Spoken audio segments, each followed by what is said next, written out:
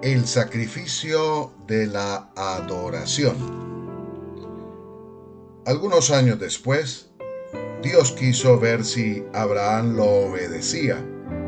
Así que lo llamó y le dijo: Abraham, quiero que me ofrezcas como sacrificio a Isaac, tu único hijo, a quien tanto amas. Llévalo a la región de Moriah, al cerro que te voy a enseñar. Génesis 22, 1 al 2. La acción de adorar implica un sacrificio y un costo que el adorador está dispuesto a pagar, porque lo hace como una expresión de su amor para agradar al ser que adora.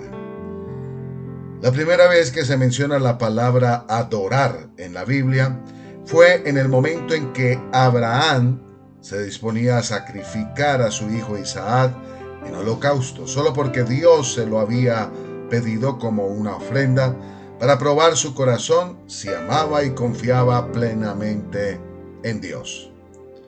La adoración a Dios demanda el sacrificio de cosas, personas o actividades que amamos, pero que nos separan de la comunión con Dios y de entrar en la dimensión del Espíritu, de la fe, de la dependencia y del amor desbordado del Rey del Universo, quien se despojó a sí mismo para hacerse hombre y siervo y morir en la cruz, ocupando el lugar que nosotros merecíamos por nuestro pecado. Pero Él ha resucitado y está sentado a la diestra del Padre y nos ha dado su Espíritu para que tengamos comunión con Él siempre. ¿Cuál es nuestro Isaac que Dios nos pide que le sacrifiquemos? Como muestra de fe, amor y dependencia en Él. Oremos juntos. Padre, te ofrezco mi vida, mi familia, las cosas que más amo. Todo lo que me has dado, lo pongo a tu servicio.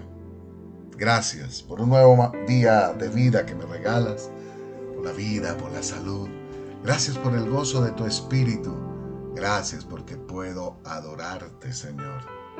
Y que siempre esté dispuesto a rendir sacrificio de alabanza, holocausto de oración, que humille mi corazón, mi mente y me postre delante de ti, reconociendo tu grandeza, tu poderío. Gracias por este día. Gracias por tu presencia. Gracias porque tú eres bueno, porque para siempre es tu misericordia. Oh Dios bendito y eterno, tú estás siempre a nuestro lado. Tú estás dispuesto, Señor, a bendecirnos en la medida que nos acercamos a ti. Y yo quiero acercarme a ti con la mejor alabanza, con la mejor adoración. Quiero reconocer tu grandeza, quiero reconocer tu poder, quiero reconocer que tú eres bueno y para siempre es tu misericordia. Señor, coloco este día delante de tu presencia y pido, Señor, que tu favor y tu gracia nos acompañen de manera sobrenatural. Que tu Espíritu Santo guíe nuestros pasos y guíe todas nuestras decisiones. Pero ante todo, Señor, estemos dispuestos a escuchar tu voz y a obedecerte. Oro por cada uno de los miembros del canal de YouTube Reflexión. Pido que tu presencia esté sobre ellos, que tu Espíritu Santo sea guiándolos, fortaleciéndolos para seguir cumpliendo tu voluntad. Gracias, Señor, te damos, porque este es el día que hizo el Señor, por tanto nos gozaremos y nos alegraremos en Él. Nos va a ir bien en este día porque tu palabra dice: decirle al justo que le irá bien. Bienvenidos al canal de YouTube Reflexión. Gracias por compartir este mensaje con sus contactos, amigos y familiares. A continuación, el plan de lectura de la Biblia en un año, y leeremos el Evangelio de Juan, el capítulo 3, del versículo 22 en adelante, y lo haremos en la NTV Nueva Traducción Viviente, y nos dice así la palabra de Dios. Luego Jesús y sus discípulos salieron de Jerusalén y se fueron al campo de Judea. Jesús pasó un tiempo allí con ellos, bautizando a la gente. En ese tiempo Juan el Bautista bautizaba en Enón, cerca de Salim, porque allí había mucha agua y la gente iba a él para ser bautizada. Eso ocurrió antes de que metieran a Juan en la cárcel. Surgió un debate entre los discípulos de Juan y cierto judío acerca de la purificación ceremonial.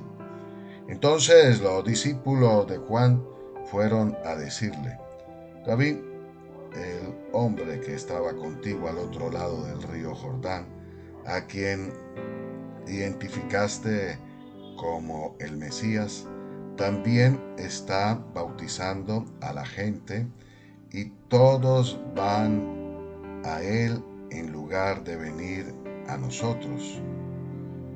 Juan respondió: nadie puede recibir nada a menos que Dios se le conceda desde el cielo. Ustedes saben que les dije claramente: yo no soy el Mesías, estoy aquí solamente para prepararle el camino a él. Es el novio quien se casa con la novia, y el amigo del novio simplemente se alegra de poder estar al lado del novio y oír sus votos.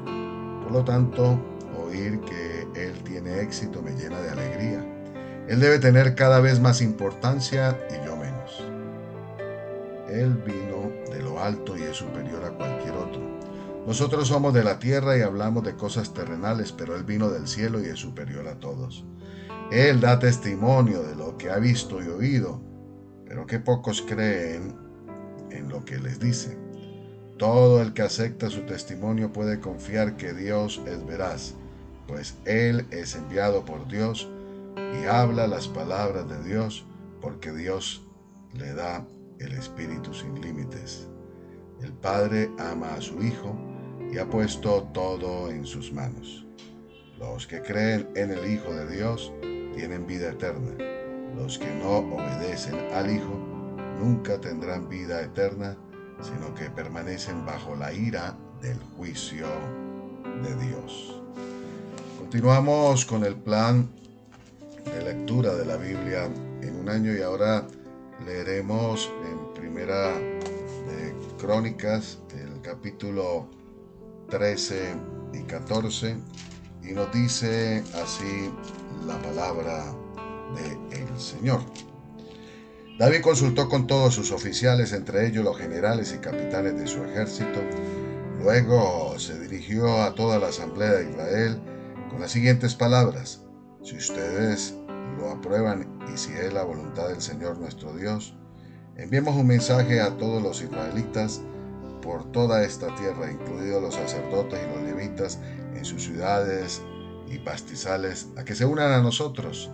Es hora de traer de regreso el arca de nuestro Dios, porque la descuidamos durante el reinado de Saúl. Toda la asamblea estuvo de acuerdo, porque el pueblo comprendía que esto era lo correcto. De manera que David convocó a todo Israel, desde el arroyo de Sior en Egipto al sur hasta la ciudad de Lebo, Hamat al norte, para que participara en el traslado del arca de Dios que Kiriat Jearim.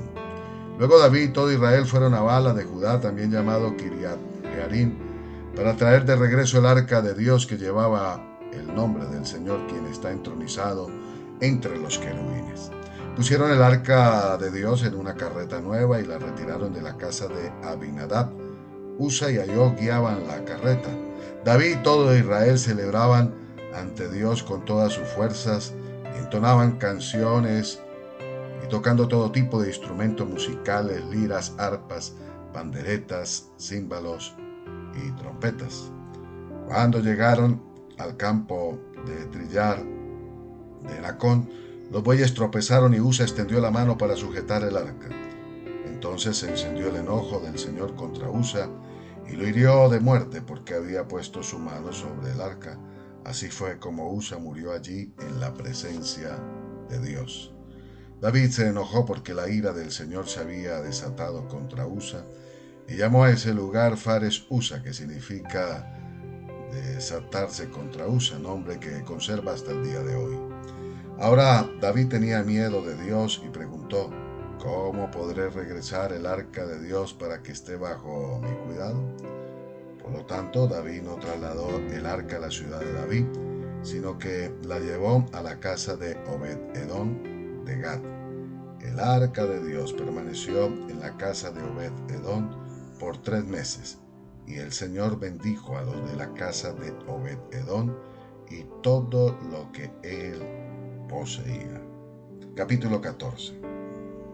Hirán, rey de Tiro, envió mensajeros a David junto con madera de cedro, así como canteros y carpinteros, para que le construyeran un palacio. Entonces David se dio cuenta de que el Señor lo había confirmado como rey de Israel y que había bendecido su reino en abundancia por amor a su pueblo Israel. Luego David se casó con varias mujeres más en Jerusalén, y ellas tuvieron más hijos e hijas. Estos son los nombres de los hijos de David que nacieron en Jerusalén: Samúa, Sobad, Natán, Salomón, Ibhar, Elisúa, Elpelet, Noga, Nefet, Jafía, Elisama, Eliada y Elifelet.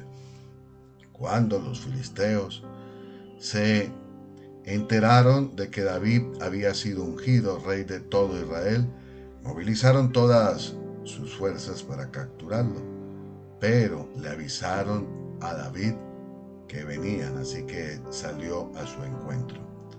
Los filisteos llegaron y realizaron una incursión en el valle de Refaim. Entonces David le preguntó a Dios: ¿debo salir a pelear contra los filisteos? ¿Los entregarás en mis manos? El Señor le contestó: sí, adelante, te los entregaré. Entonces David y sus tropas subieron a Baal-Perasim y allí derrotó a los filisteos. Dios lo hizo, exclamó David. Me utilizó para interrumpir en medio de mis enemigos como una violenta inundación. Así que llamó a ese lugar Baal-Perasim, que significa el Señor que irrumpe. Los filisteos abandonaron sus dioses allí, así que David dio órdenes de que fueran quemados. Poco tiempo después los filisteos volvieron y de nuevo hicieron una incursión en el valle. Una vez más David le preguntó a Dios qué debía hacer. No los ataques de frente, le contestó Dios. En cambio, rodéalos y cerca de los álamos atácalos por la retaguardia. Cuando oigas un sonido como de pies que marchan en las copas de los álamos, entonces sal a atacar. Esa será la señal de que Dios va delante de ti para herir de muerte al ejército filisteo. Entonces David hizo lo que Dios le ordenó e hirió de muerte al ejército filisteo desde Gabaón hasta Geser. Así la fama de David se extendió por todas partes y el Señor hizo que todas las naciones tuvieran temor de David. Continuamos con el plan de lectura de la Biblia. En un año ahora leeremos el libro del profeta Zacarías, el capítulo 3 en NTV. Entonces el ángel me mostró a Jesúa, el sumo sacerdote que estaba de pie ante el ángel del Señor. El acusador, Satanás, estaba allí a la derecha del ángel y presentaba acusaciones contra Jesúa. Entonces el Señor le dijo a Satanás: yo, el Señor, rechazo tus acusaciones, Satanás. Así es, el Señor que eligió a Jerusalén te reprende. Este hombre es como un tizón en llamas que ha sido arrebatado del fuego. La ropa de Jesúa estaba sucia cuando estuvo de pie ante el ángel. Entonces el ángel dijo a los otros que estaban allí: quítenle esta ropa sucia. Luego se volvió hacia Jesúa y le dijo: ya ves, he aquí todos tus pecados y ahora quito todos tus pecados y te voy a dar esta ropa nueva y fina. Luego yo dije: deben también colocarle un turbante limpio en la cabeza. Así que ellos le pusieron en la cabeza un turbante sacerdotal limpio y lo vistieron de ropas nuevas, mientras el ángel del Señor permanecía cerca. Entonces el ángel del Señor habló solemnemente a Yeshua y le dijo: el Señor de los ejércitos celestiales dice: si tú sigues mis caminos y me sirves con cuidado, recibirás autoridad sobre mi templo y sus atrios. Permitiré que camines entre los otros que están aquí. Escúcheme, oh Jesús, sumo sacerdote, y ustedes los demás sacerdotes, ustedes son símbolos de lo que está por venir. Pronto traeré a mi siervo llamado el retoño. Miren ahora la joya que he puesto ante Yeshua, una sola piedra con 7 facetas. Grabaré una inscripción en ella, dice el Señor de los ejércitos celestiales, y en un solo día quitaré los pecados de esta tierra.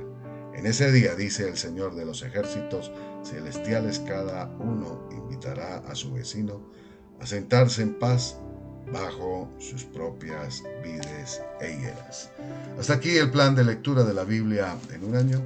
Recuerden, lo mejor del cielo aún está por venir. Esto lo desea y lo declara Omar Borges, capellán de la distribuidora bíblica. Bendiciones para todos en Cristo Jesús.